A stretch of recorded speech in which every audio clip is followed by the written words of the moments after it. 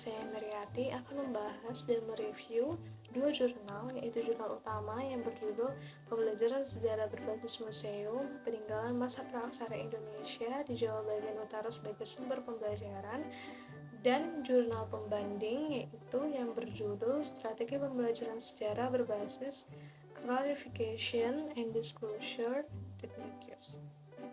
Yang pertama yaitu ringkasan artikel, yang dimana jurnal utama itu secara ringkas membahas mengenai bagaimana pemanfaatan museum sebagai sumber belajar sejarah melalui koleksi-koleksi yang ada di museum yang terdiri dari 1.500 artefak dapat dimanfaatkan untuk meningkatkan pemahaman siswa dan apresiasi siswa terhadap warisan budaya lokal.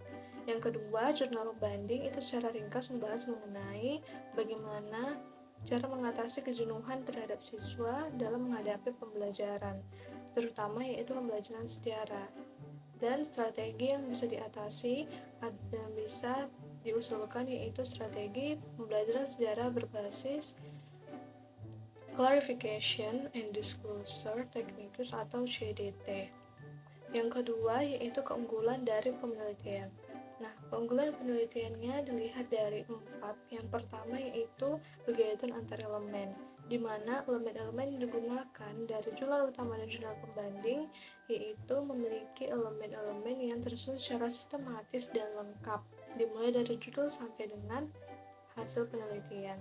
Yang kedua yaitu originalitas temuan, di mana originalitas temuannya ini pada jurnal utama terletak pada pemanfaatan museum, yaitu untuk meningkatkan kemampuan siswa dalam berpikir kritis dan historis. Yang kedua yaitu jurnal pembanding, originalitas temuannya memiliki kelebihan yang terletak pada penerapan CDT tadi, yang dimana untuk mengatasi kejenuhan siswa. Yang ketiga yaitu kemutakhiran masalah. Pada jurnal utama itu relevansinya yang menjadi fokus utama yaitu kurikulum merdeka, di mana dia itu berfokus kepada konsep pembelajaran sejarah yang otentik dan kontekstual. Sedangkan jurnal pembanding itu kemutakhiran masalahnya itu terletak pada penerapan CDT, yaitu untuk mengatasi kejenuhan siswa yang sejalan dengan pembelajaran pada abad ke-21.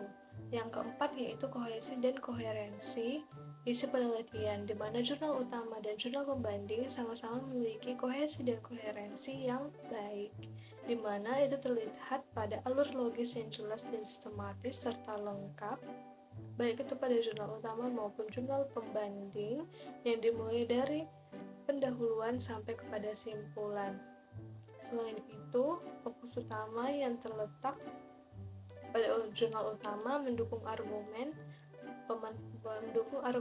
tentang pemanfaatan museum untuk meningkatkan pemahaman pembelajaran yang otentik dan kontekstual, serta mendukung argumen penerapan strategi pembelajaran sejarah berbasis Clarification and Disclosure Techniques atau CDT tadi, untuk meningkatkan kemampuan berpikir kritis, historis, dan menganalisis. Itu yang ketiga, kelemahan penelitian. Kelemahan penelitian dilihat dari kegayutan antar elemen, di mana jurnal utama kurangnya hubungan jelas antara hasil penelitian dan rekomendasi di bagian kesimpulan, sedangkan jurnal pembanding kurangnya hubungan yang jelas antara strategi pembelajaran CDT dengan contoh praktis di lapangan. Yang kedua, originalitas temuan, di mana jurnal utama kurangnya menganalisis mendalam tentang tantangan atau hambatan ketika menerapkan pembelajaran berbasis museum, sedangkan pada jurnal pembanding hanya menyajikan strategi pembelajaran yang sudah ada tanpa bukti empiris. Yang ketiga yaitu kemutakhiran masalah. Pada jurnal utama dan jurnal pembanding kurangnya menganalisis mendalam tentang isu-isu yang relevan tentang pada masa kini, terutama pada bidang sosial yang tidak diterapkan pada pemanfaatan teknologi digital. Yang keempat yaitu kohesi dan koherensi isi penelitian. Pada jurnal utama penerapan pemanfaatan koleksi yang ada pada museum pada yang tadi kurang diterapkan dan kurang dijelaskan secara detail ke setiap materi pembelajaran. Sedangkan pada jurnal pembanding tidak menyediakan contoh praktis nyata di lapangan tentang penerapan strategi pembelajaran berbasis sejarah, clarification and disclosure techniques atau CDT. Yang terakhir yaitu implikasi. Yang pertama, teori atau konsep.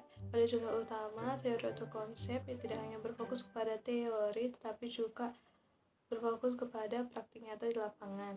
Sedangkan jurnal pembanding konsep strategi CDT tadi tidak hanya mengumpulkan informasi tapi juga mengklarifikasikan dan mengungkapkan sumber-sumber sejarah.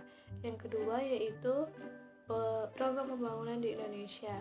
Pada jurnal utama, pemanfaatan museum sejalan dengan kurikulum Merdeka dan Profil Belajar Pancasila atau P5, pembelajaran berbasis pengalaman, dan penguatan karakter. Sedangkan jurnal pembanding, konsep strategi pembelajaran CDT sejalan dengan prinsip-prinsip kurikulum Merdeka. Yang ketiga yaitu pembahasan dan analisis. Pada jurnal utama, pemanfaatan museum penting bagi siswa dalam meningkatkan pembelajaran yang otentik dan kontekstual. Sedangkan jurnal pembanding, pembahasan analisisnya, strategi CDT perlunya perancangan strategi yang baru yaitu strategi pembelajaran berbasis CDT.